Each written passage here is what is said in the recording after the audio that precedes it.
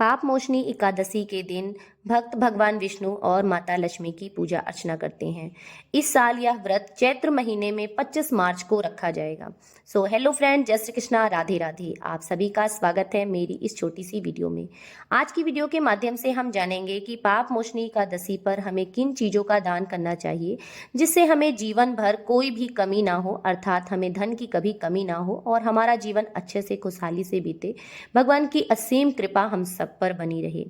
तो चलिए जानते हैं, जो लोग जो इस दिन व्रत रखते हैं, अर्थात जो पाप मोचनी एकादशी के दिन व्रत इत्यादि रखते हैं, उन्हें और बाकियों को भी दान पुण्य अवश्य करना चाहिए। तो चलिए जानते हैं कि हमें ऐसा क्या दान करना है और किस प्रकार से करना है जिससे हमारे जीवन में सकारात्मकता बनी रहे। पाप मोचनी एकादशी व्रत इस वर्ष 25 मार्च 2025 को रखा जाएगा। हिंदुओं में एकादशी का एक खास महत्व होता है। यह दिन भगवान विष्णु की पूजा अर्चना के लिए समर्पित होता है। इस तिथि पर लोग कठोर उपवास करते हैं और पूजा अर्चना करते हैं। माना जाता है कि जो साधक इस व्रत को रखते हैं उन्हें श्री हरि की कृपा मिलती है। चैत्र माह के कृष्ण पक्ष की द्वादशी तिथि पर इस व्रत का पारण किया जाता है। इस दिन दान का भी बहुत महत्व होता है। तो चलिए जानते हैं इस तिथि पर हमें क्या दान करना चाहिए और इससे हमें क्या लाभ मिलता है। अनाज, इस दिन अनाज दान करना बहुत ही शुभ माना जाता है। इससे श्रीहरि अति प्रसन्न होते हैं। आप अनाज में कोई भी चीज़ यथासंभव किसी भी ज़रूरतमंद को आप दान कर सकते हैं। वैसे तो दान किसी भी चीज़ का करिए जो उस सामने वाले व्यक्ति की नीड है या ज़रूरत है, लेकिन अन्य दान बहुत ही बड़ा दान होता है, इसलिए अन्य दान अवश्य करना चाहिए। इसके बाद बात करते हैं वस्त्र। आप गरीबों में वस्त्र अवश्य दान करें। गरीब का मतलब है कि जिन्हें उन वस्त्रों की आवश्यकता है। देखिए, दान करने का मतलब ये नहीं होता है कि आप किसी को भी दे दीजिए। जिस वस्तु की जिस व्यक्ति को नीड हो, जिस व्यक्ति को उसकी ज़रूरत हो, उसको दान बोला जाता है। मतलब उस व्यक्ति को आप कि उस सामान की आवश्यकता हो। इससे भगवान अति प्रसन्न होते हैं और बहुत ही पुण्य का काम है, बहुत ही अच्छा काम है। इसके अलावा फल, जो भी ऋतु फल चल रहा हो उसका दान अवश्य करना चाहिए। फल दान करने से आपके स्वास्थ्य में बढ़ोतरी होती है, अर्थात आपका स्वास्थ्य अच्छा होता है, आपके घर वालों का स्वास्थ्य अच्छा होता है, आपके सहकर्मियों का स्वास्थ्य अच्छा होता है।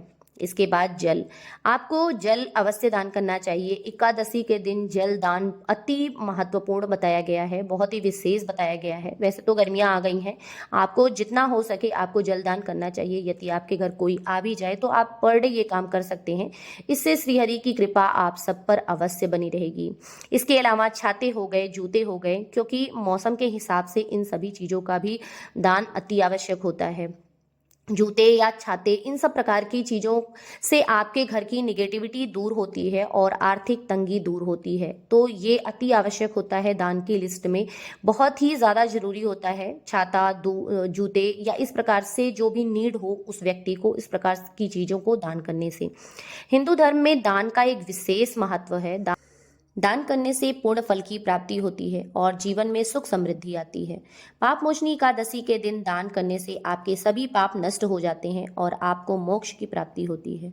वहीं जो लोग इस दिन व्रत का पालन करते हैं उन्हें चावल, दाल, गेहूं या तामसिक प्रकार के भोज्य पदार्थ जो होते हैं उनका सेवन नहीं करना चाहिए। उन्हें किसी की चुंगली इत्यादि नहीं करनी चाहिए। उन्हें पूरे दिन कोशिश करके श्री हरि के नाम का जप करना चाहिए। जितना हो सके आप बाहरी प्रपंच से बचिए और अपने आप को सिर्फ और सिर्फ श्री हरि को समर्पित करके रखना चाहिए।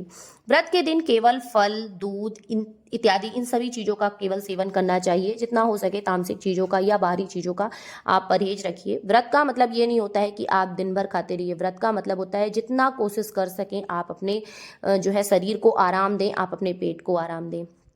कहते हैं पाप मोचनी एकादशी का व्रत रखने से व्यक्ति को नारायण की पूर्ण कृपा प्राप्त होती है, अर्थात उनकी असीम अनुकंपा आप सभी को प्राप्त होती है। आशा करती हूँ आपको यह जानकारी अच्छी लगी होगी और यूजफुल लगी होगी। वीडियो अच्छा लगा हो तो लाइक, कमेंट, शेयर करना बिल्कुल ना भूलें। जय श्री कृष्णा, राधे राधे। आप सभी को पाप मोचनी एकादशी की बहुत सारी शुभकामनाएं।